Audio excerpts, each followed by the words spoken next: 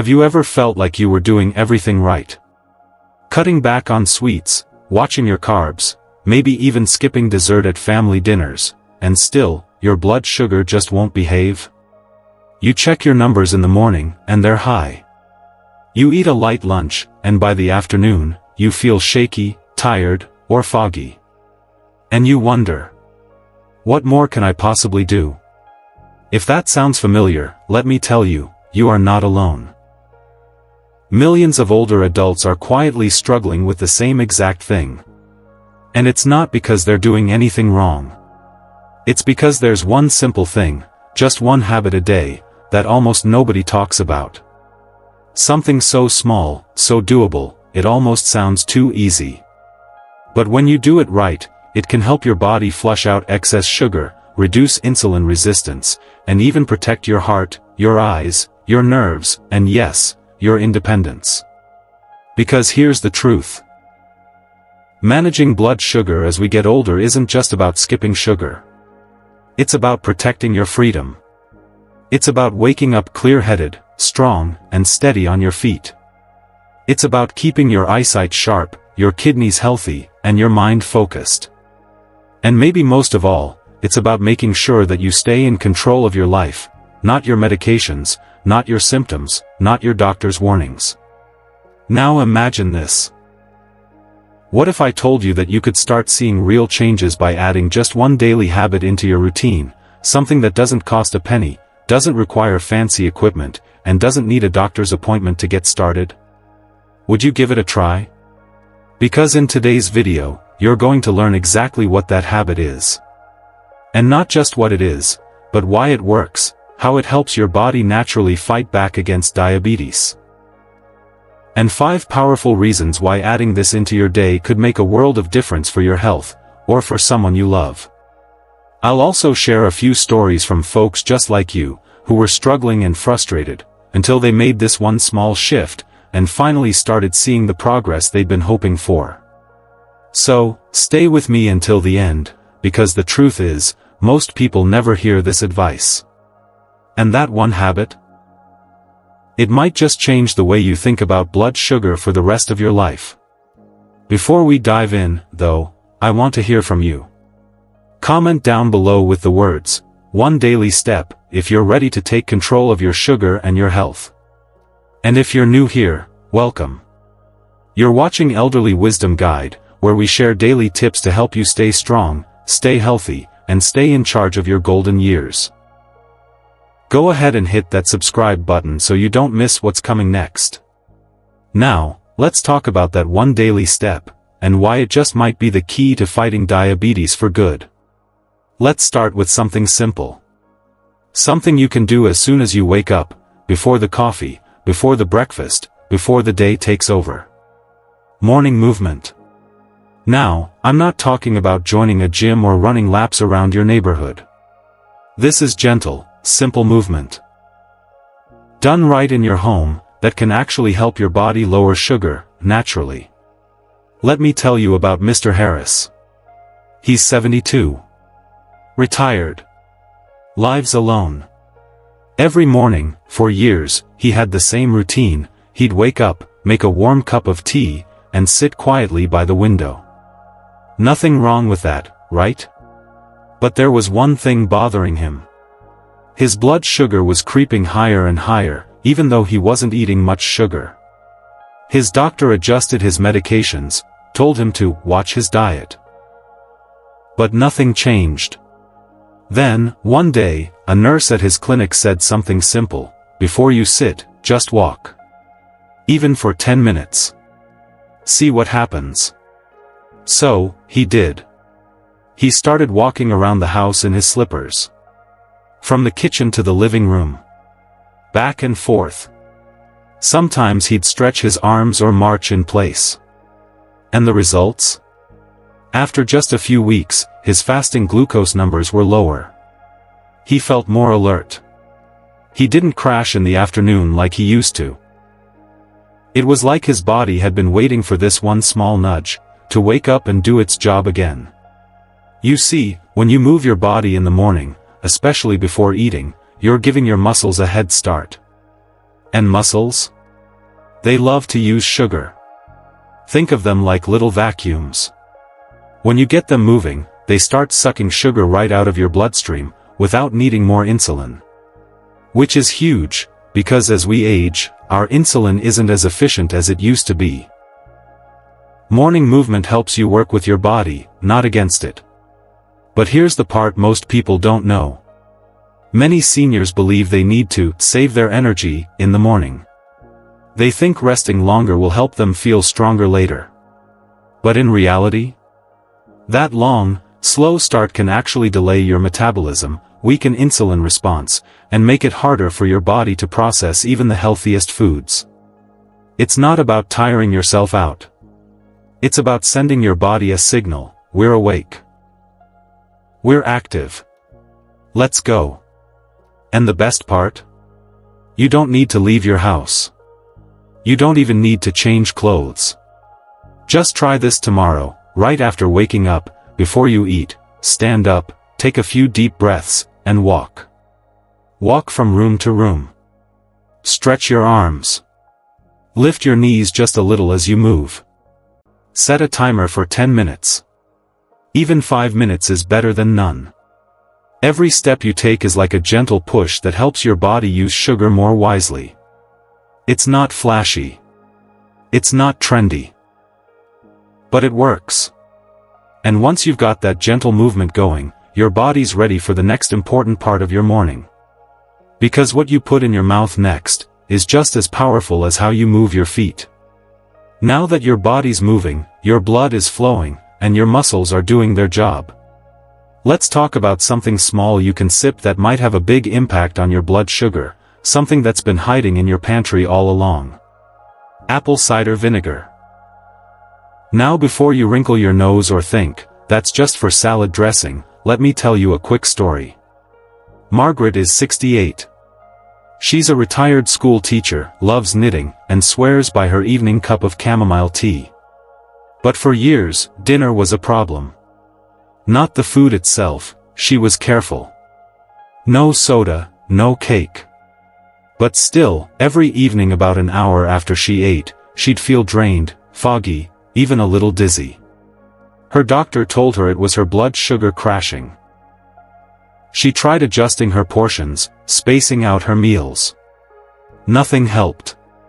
Then, her daughter, who's a nurse, mentioned something simple: try a teaspoon of apple cider vinegar in water before dinner. Just once a day. See what happens. Margaret wasn't sure. Vinegar didn't sound like medicine. But she gave it a shot. And within the first week, she noticed something. No more crashing. Her energy stayed steady. She could finish her crossword puzzle without needing to lie down. So, what's the secret? Well, apple cider vinegar isn't a miracle cure. But it does have one very special effect inside the body. It slows down how quickly food leaves your stomach. Which means when you eat a meal, especially one with carbohydrates, that sugar enters your bloodstream more gradually. It's like a slow-release faucet instead of turning the hose on full blast. That gives your body time to respond. Less spike. Less crash. More balance. And there's something else. It helps your muscles respond better to insulin, so they can pull sugar out of the blood more efficiently. It's a gentle nudge in the right direction, nothing extreme, just enough to support your body's natural rhythm. Now, let's clear up a common myth. Most people think vinegar is only for salad, or it's too harsh to drink. And they're right, if you take it the wrong way. You don't want to drink it straight. That's too strong and can be rough on your stomach and teeth. Instead, here's what you do: mix 1 teaspoon of raw, unfiltered apple cider vinegar into a full glass of water. Drink it right before your biggest meal of the day. For many people, that's dinner. Use a straw if you can, and rinse your mouth after to protect your enamel. Simple, gentle, and easy to add to your routine. And here's a little tip: if you don't like the taste, add a few drops of lemon juice or a pinch of cinnamon. Make it your own. This isn't about fads. It's about giving your body what it needs, a little support, a little balance, at just the right time. And remember, you don't have to do this at every meal. Just once a day is enough to begin noticing a difference over time. Now, you've moved your body, you've supported your digestion and glucose control before your meal. But there's one more thing, and it's the part most people completely forget. It's not food, and it's not medicine. But your pancreas is practically begging for it every single day. Let's talk about a simple shift, not in what you eat, but when you eat it. It's something George learned the hard way. He's 75, lives with his wife, and loves a good home-cooked meal. He's always been mindful, no sodas, no cookies, and every day after lunch, he'd slice up an apple for dessert. He thought he was doing the right thing. Fruit is healthy, he'd say. And he wasn't wrong. But his blood sugar kept swinging up and down like a seesaw. Tired. Foggy. Sometimes, he'd even need a nap an hour after eating. Then one day, during a routine check-in, his dietitian looked at his food journal and said, "George, you're eating all the right things, but in the wrong order." She gave him one small suggestion: eat the apple before lunch. Not after. So, he tried it. Instead of saving that sweet crunch for the end, he had it first, before the sandwich, before the rice. And what happened? Amazingly, his blood sugar barely moved. It stayed steady, no crash, no fog. He had energy to walk the dog, read the paper, even run a few errands. Why? It's all because of fiber, and the order in which we eat it.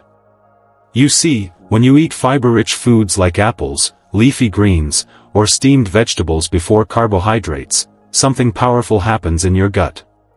The fiber acts like a protective sponge. It forms a gel-like barrier inside your digestive tract. This barrier slows down how fast sugar from the rest of your meal is absorbed. Think of it like a slow-drip faucet, instead of dumping sugar into your bloodstream all at once. That means fewer spikes. More stable energy. And your pancreas doesn't have to work overtime pumping out insulin. But here's the thing, most of us were taught to eat fiber at the end. A salad after dinner. Fruit for dessert. It's what we're used to. And while that might feel familiar, reversing the order is one of the easiest and most effective changes you can make. Now, I'm not saying you have to overhaul every meal. You don't need a complicated menu. Just this: before you sit down to your main meal, have a few bites of something with fiber. A handful of steamed green beans. A few cucumber slices with lemon. Or even just half an apple. Let that be the first thing your body receives. Give it that gentle head start. Your gut will slow the sugar. Your blood sugar will stay calmer. And you'll feel it, less groggy, more alert, more steady. Even better. This tip works beautifully with the last two we've already talked about. Morning movement to wake up your muscles. A teaspoon of apple cider vinegar to prep your stomach. And now, fiber first, like laying down a soft cushion before your meal. Each one of these is small. But together, they start changing how your body responds to food. And that means a lower risk of complications, a clearer mind, and a better quality of life. But we're not done. Because you might be wondering, okay, I'm doing all this, but what about the sugar already floating around in my bloodstream? That's where our next habit comes in. It's something so natural, so rhythmic, that most people don't even realize how powerful it really is. So, you've had your meal. You moved your body in the morning. You took your vinegar and ate your fiber first. You've done everything right. But what happens after you eat? Well, that's when many folks unknowingly undo all their good work. Let me introduce you to Lila. Lila is 70. She lives alone in a small apartment with a cozy kitchen and a tidy living room filled with houseplants. For years, her routine was simple: eat dinner, clean her plate, walk over to her recliner, and put on the evening news. Comfortable? Yes. Familiar? Of course. But over time, Lila noticed something troubling. Her after-dinner blood sugar readings were always the highest of the day. She wasn't overeating. She wasn't having dessert. So why? Her doctor said something that surprised her. You don't need to eat less, Lila, you just need to move more after you eat. He told her to start a new habit, just 10 minutes. No workout clothes, no fancy routine. Just light, gentle movement after meals. So, she did.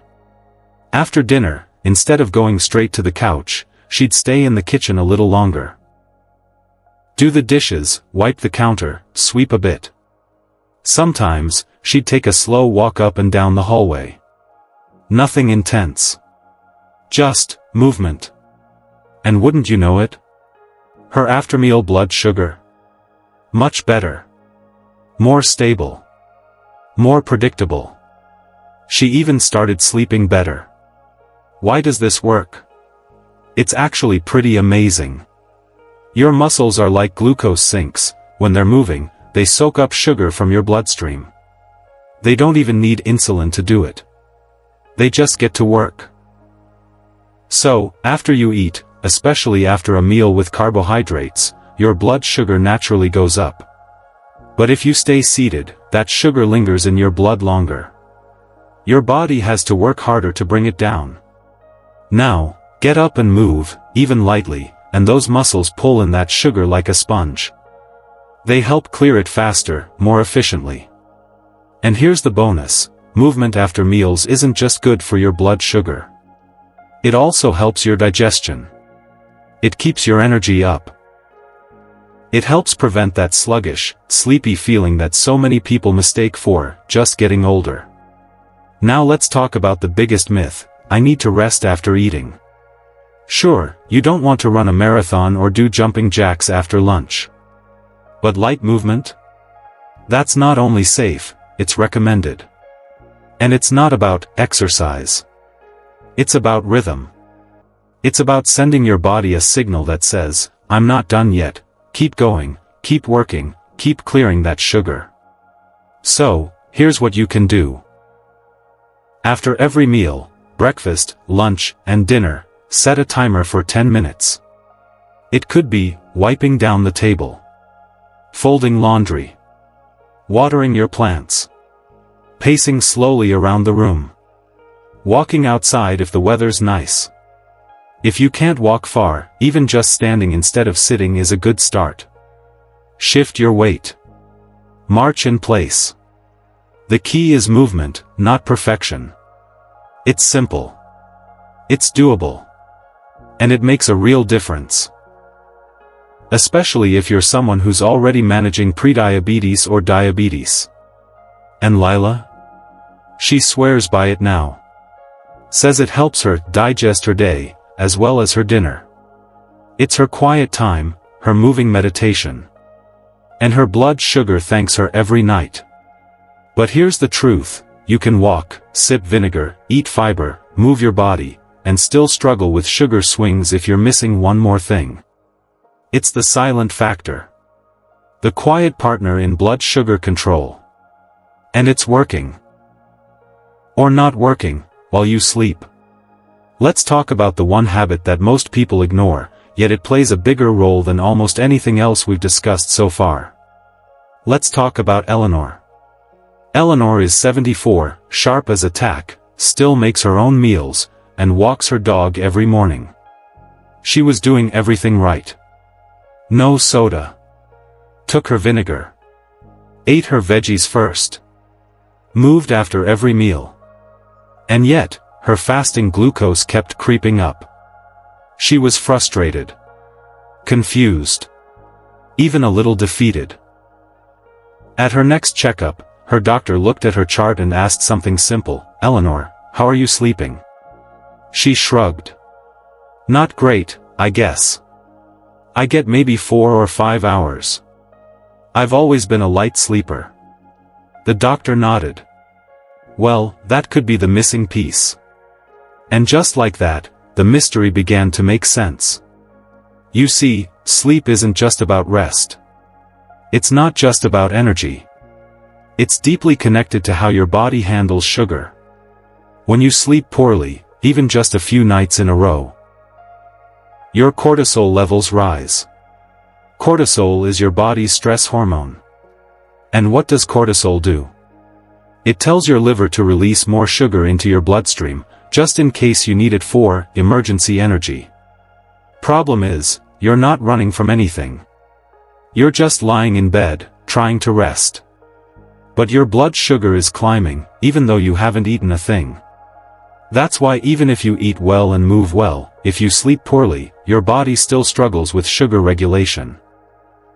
You become more insulin resistant overnight. Which means the insulin your body does make, doesn't work as well. And here's the biggest misunderstanding. So many seniors think bad sleep is just part of getting older. They tell themselves, well, I've always been a light sleeper. Or, I'm just getting up more during the night, normal for my age. But listen, you deserve good sleep. Your body needs it. Not just for your mind, not just for your energy, but for your blood sugar, too. So, what can you do? You don't need sleeping pills or drastic changes. Sometimes, it starts with the little things. Here are a few gentle habits that help. Start winding down at least an hour before bed. Dim the lights. Turn off the TV. Let your brain slow down. Avoid screens, phones, tablets, even TV, at least 30 minutes before sleep. The blue light can block melatonin, the hormone that helps you feel sleepy. Create a bedtime ritual. Maybe a warm shower, some light stretching, soft music, or a good book. Doing the same thing each night teaches your body, it's time to rest now. Keep your bedroom cool and dark. Our bodies sleep best when the environment is quiet and slightly cool. And here's something simple, try going to bed and waking up at the same time every day. Your body loves rhythm. It helps regulate everything, including your sugar. Even 1 extra hour of sleep, just one, can lower your blood sugar the next morning. And Eleanor? She started going to bed 30 minutes earlier each week, until she worked her way up to 7 hours. She said she hadn't felt that steady, that clear, in years. Her morning glucose numbers stopped rising. She even said she started dreaming again. So yes, how you move, what you eat, when you eat, they all matter. But never overlook the power of rest. Because it's during those quiet hours, when your body isn't focused on digestion or movement or stress, that real healing begins. Now that you've got this full picture, one daily habit, backed by 5 powerful strategies, you might be wondering, how do I turn this into a lifelong benefit? How do I make this simple step a part of who I am, every day, from now on? Managing diabetes, or even prediabetes, in your later years, isn't easy. Let's just say it plain, you've already lived through a lot. Decades of change. Family. Careers. Joys.